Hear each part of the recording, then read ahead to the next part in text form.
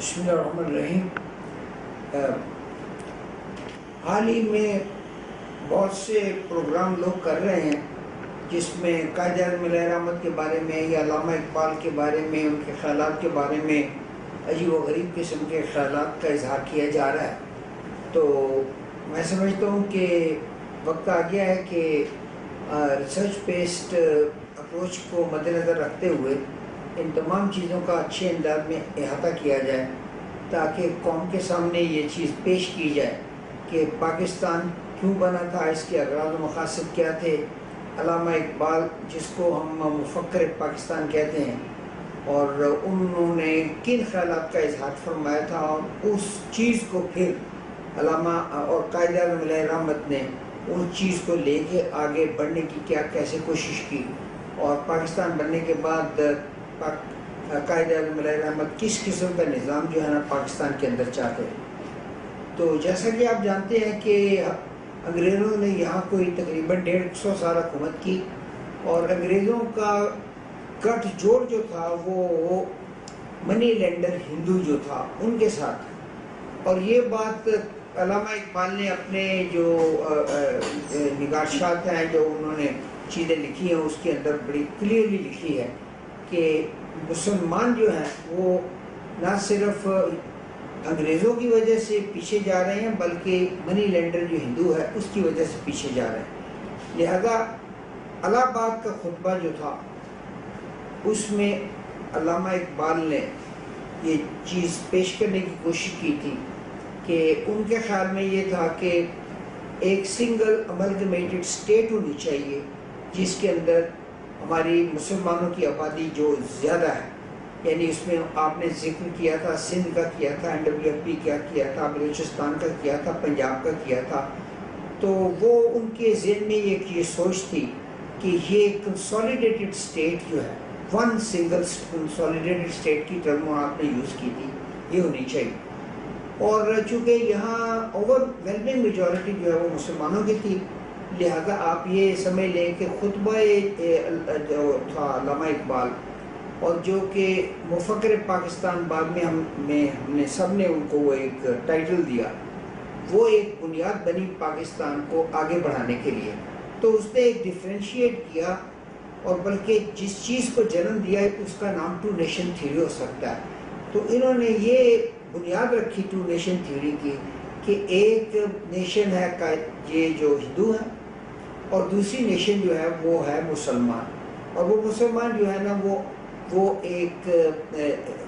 خاص علاقے میں ایک کنسولیڈیٹڈ اسٹیٹ کے اندر وہ رہتے ہیں۔ تو یہ ایک بنیاد بنی تھی، اور وہ یہ چاہتے تھے کہ جیسا کہ میں آپ کو ان کی جو تقاریر وغیرہ ہیں اس سے بھی پیش کروں گا کہ وہ اسلام کا قانون بھی یہاں چاہتے تھے، اسلام کا نظام بھی یہاں چاہتے تھے۔ پھر قائد اعظم علیہ رحمت نے اور علامہ اقبال کے درمیان میں خط و خطابت بہت رہی، اور 13 خطوط جو ہیں وہ علامہ اقبال نے قائد اعظم علیہ رحمت کو لکھے، اور 13 خطوط جو لکھے گئے علامہ اقبال کے، وہ خطوط ابھی تک بھی موجود ہیں،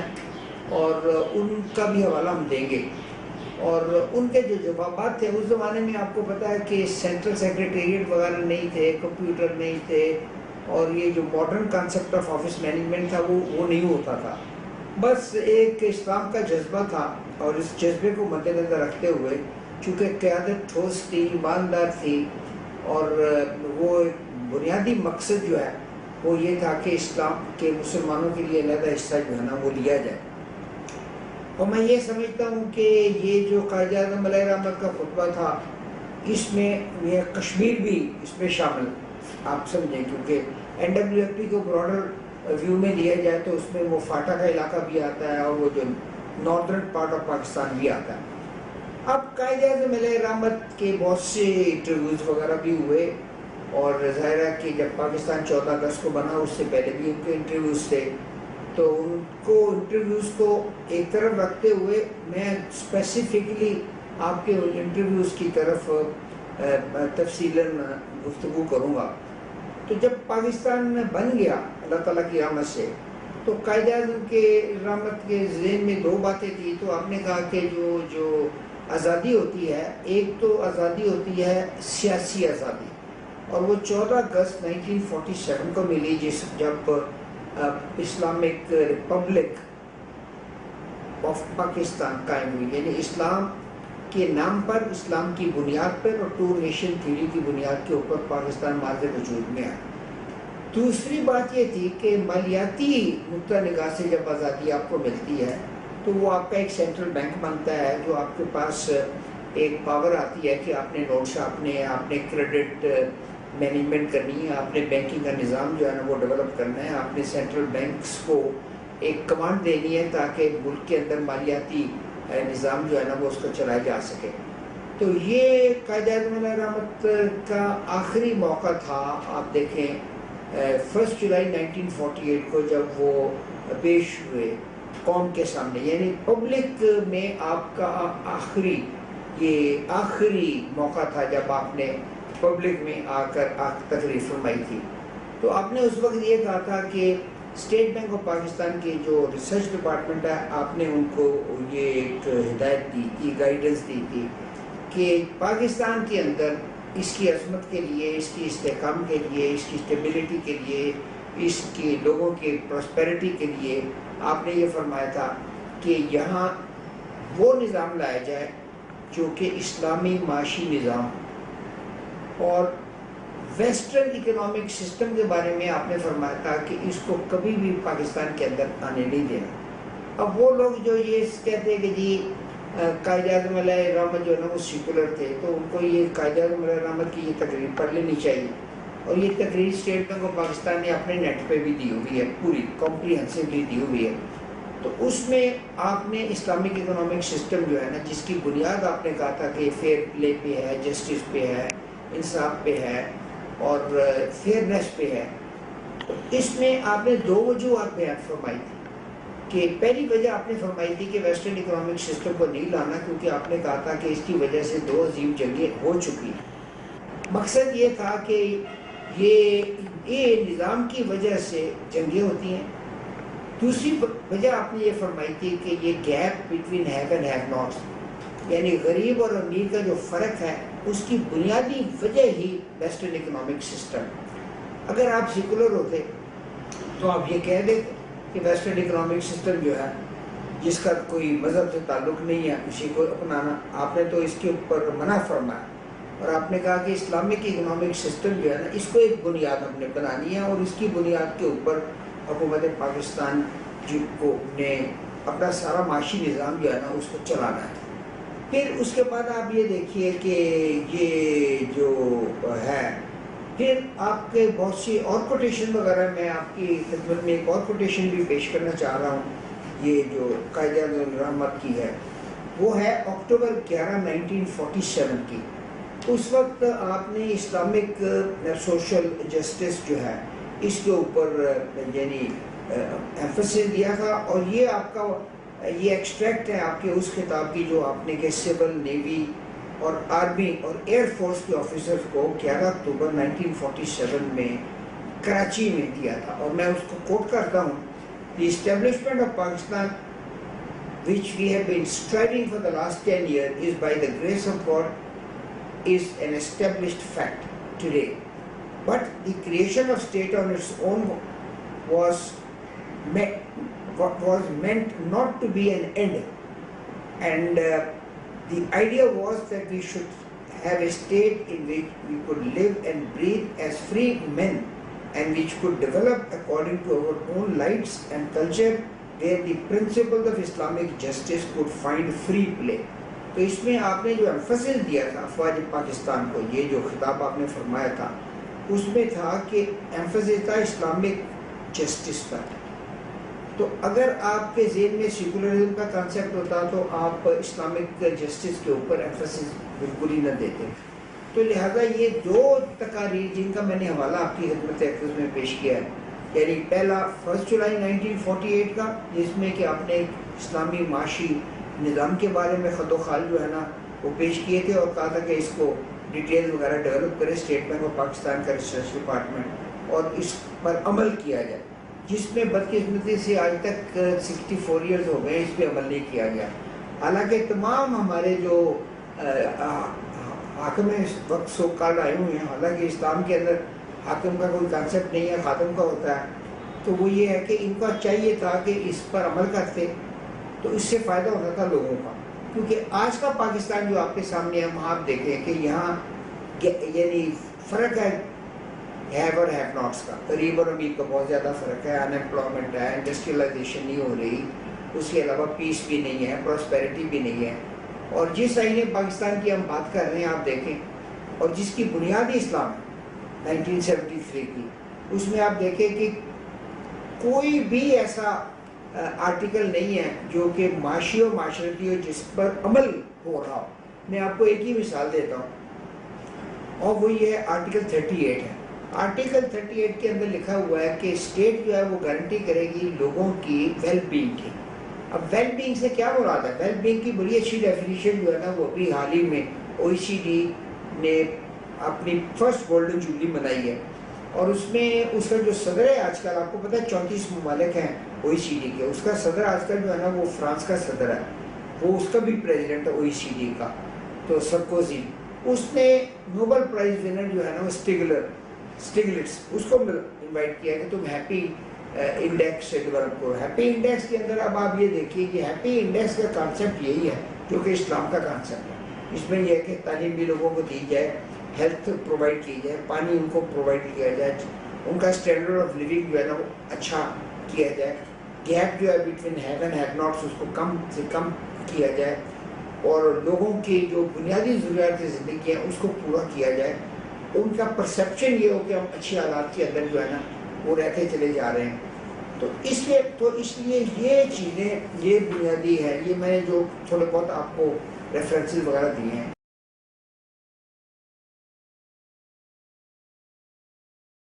اب میں آپ کو ایک حوالہ دینا چاہ رہا ہوں علامہ اقبال کا بھی. علامہ اقبال کے بارے میں Islamic law should be further developed in the light of modern ideas, یہ ان کا تخیل تھا. اور Islam is the basic ideology of Pakistan. This was clearly stated by Allama Iqbal in his letter 28 May 1937 کو. آپ نے قائد اعظم علیہ رحمت کو یہ لکھا تھا، اور میں کوٹ کرتا ہوں: Happily there is a solution for the enforcement of law of Islam and its further development in the light of modern ideas. After a long and careful study of Islamic law, I have come to the conclusion that if the system of law is properly understood and applied, at least the right to subsistence is secured for everybody. تو اس لیے یہ جو quotation وغیرہ میں نے علامہ اقبال کی جو خطوط آپ نے قائد اعظم علیہ رحمت کو لکھے، یا یہ قائد اعظم علیہ رحمت کے جو میں نے کوٹیشن آپ کو دی ہے جولائی 1 1948 کی، اور یہ جو آپ کا خطاب تھا اپنا نیوی اور آرمی اور باقی تمام آفیسر وغیرہ کو، یہ اکتوبر 11 1947 کا، جس میں کہ آپ نے اسلامک سوشل جسٹس کے اوپر یعنی بنیاد بنائی اپنا. ان تمام چیزوں سے ثابت ہوتا ہے کہ نمبر 1 پاکستان کو بنانے کی بنیادی وجہ جو تھی وہ یہ تھی، وہ ٹو نیشن تھیوری تھی. نمبر 2 کہ اسلام جو ہے وہ ہمارا بنیاد تھا، جس کی بنیاد کے اوپر، جس کی بیسس کے اوپر پاکستان بنا. نمبر 3 تھا کہ اس وقت آپ کو معلوم ہے کہ بچہ بچہ جانتا ہے. اب یہ پوچھتے ہیں کہ جی قائد اعظم علیہ الرحمن نے نعرہ لگایا تھا، یہ نہیں لگایا. بھائی جو کروڑوں مسلمان تھے انہوں نے یہی نعرہ لگایا تھا کہ پاکستان کا مطلب کیا، لا الہ الا اللہ. اس کا مقصد یہ تھا کہ اللہ تعالیٰ کا جو دیا ہوا قانون ہے اس پر ہم نے عمل کرنا ہے اس طریقے سے. اور چونکہ ہم نے اس پہ عمل نہیں کیا، اس لیے ہماری وہ عزت اور وقار اور جو تہذیب ہے وہ نہیں ہو رہی. اور اگر ہم ان تمام چیزوں کو مد نظر رکھتے ہوئے اپنی جو آنے والی نسل ہے اس کو تعلیم دیں کہ بھئی اسلام جو ہے وہ ہماری بنیاد ہے، ٹو نیشن تھیوری ہماری بنیاد ہے، سیکولرزم جو ہے وہ ہماری بنیاد نہیں ہے، کیونکہ سیکولرزم جو ہے اس کا کانسیپٹ یہ ہے کہ وہ اسٹیٹ کو مذہب سے دور کر دیتا ہے. اب اللہ جل شانہ نے آخری پیغام قرآن کی شکل میں، نبی پاک صلی اللہ علیہ وسلم کی شکل میں ہمارے ہاں بھیجا، تو اس میں یہی تھا، یہی کہ ان الدین عند اللہ الاسلام، کہ دین آخری دین جو ہے نا وہ اسلامی ہے، اسلام ہے. اور اللہ جل شانہ نے فرمایا کہ ہم نے اسی کو ہی یعنی کہ قبول فرمایا. تو اس لیے جب دین اسلام کو قبول اللہ شانہ نے یہاں نازل کیا ہے. تو اس لیے اس دین اسلام کو پاکستان کے اندر نافذ کرنا اسٹیٹ کا کام ہے، لوگوں کا کام ہے، کمیونٹی کا کام ہے، یعنی کہ تمام معاشرے کا کام ہے. اور اس سے فوائد جو ہے وہ ہمیں سب لوگوں کو ملیں گی، کیونکہ اللہ جل شانہ نے کہا کہ وَمَنْ شَكَرَ فَإِنَّمَا يَشْكُرُ لِنَفْسِهِ وَمَنْ كَفَرَ فَإِنَّ اللَّهَ غَنِيٌّ حَمِيدٌ. جو شکر ادا کرتا ہے وہ اپنے لیے کرتا ہے،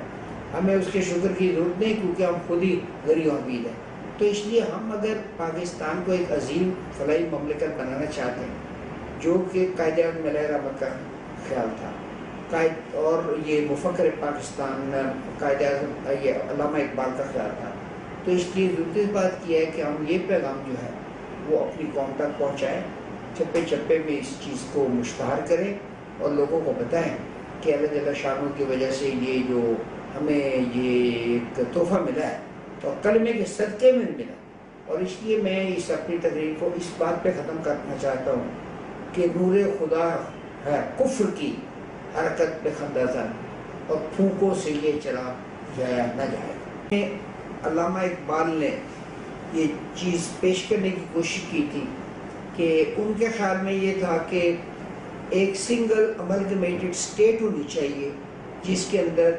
ہماری مسلمانوں کی آبادی جو زیادہ ہے،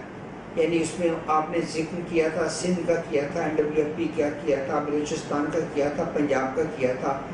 تو وہ ان کے ذہن میں یہ سوچ تھی کہ یہ کنسولیڈیٹڈ اسٹیٹ جو ہے، ون سنگل کنسولیڈیٹڈ اسٹیٹ کی ٹرم آپ نے یوز کی تھی، یہ ہونی چاہیے.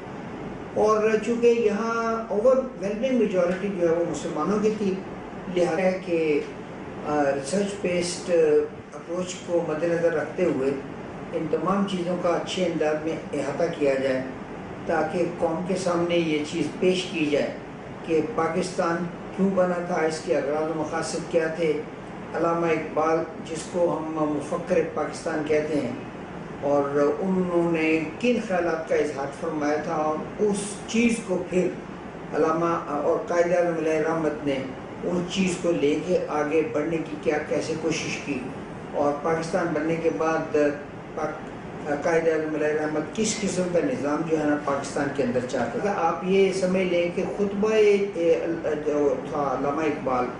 اور جو کہ مفکر پاکستان بعد میں ہم نے سب نے ان کو وہ ایک ٹائٹل دیا، وہ ایک بنیاد بنی پاکستان کو آگے بڑھانے کے لیے. تو اس نے ایک ڈیفرینشیٹ کیا، اور بلکہ جس چیز کو جنم دیا ہے اس کا نام ٹو نیشن تھیوری ہو سکتا ہے. تو انہوں نے یہ بنیاد رکھی ٹو نیشن تھیوری کی کہ ایک نیشن ہے یہ جو ہندو ہے، اور دوسری نیشن جو ہے وہ ہے مسلمان. اور وہ مسلمان جو ہے نا وہ ایک خاص علاقہ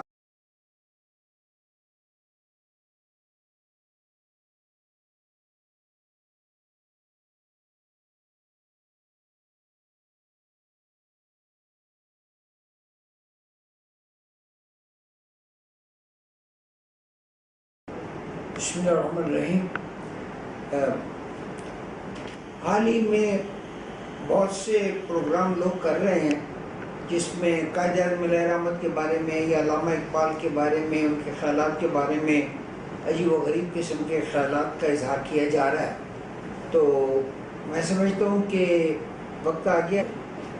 تو جیسا کہ آپ جانتے ہیں کہ انگریزوں نے یہاں کوئی تقریباً 150 سال حکومت کی، اور انگریزوں کا گٹھ جوڑ جو تھا وہ منی لینڈر ہندو جو تھا ان کے ساتھ. اور یہ بات علامہ اقبال نے اپنے جو